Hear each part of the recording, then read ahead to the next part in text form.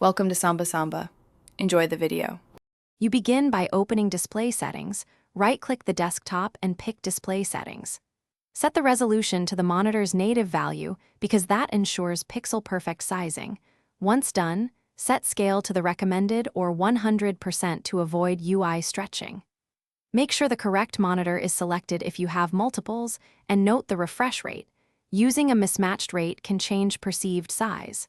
If the options are locked, proceed to the next step to unlock advanced controls and driver-level scaling. Once basic settings are set, open Advanced Display Settings and check Adapter Properties to list all supported modes. Choose the native mode if visible. Next, open your GPU control panel, NVIDIA, AMD, or Intel, and set scaling to use the display or override application scaling so the GPU doesn't distort size.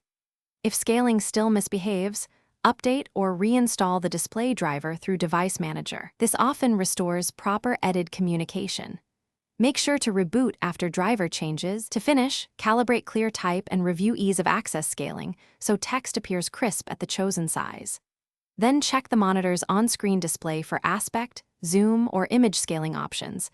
Set them to native or full screen, and confirm you're using the correct cable type, display port or HDMI, and quality cable for the resolution. If things still fail, test a different monitor or revert the driver in safe mode. Troubleshooting tip: if everything looks wrong after updates, roll back the driver. That often fixes EDID mismatches.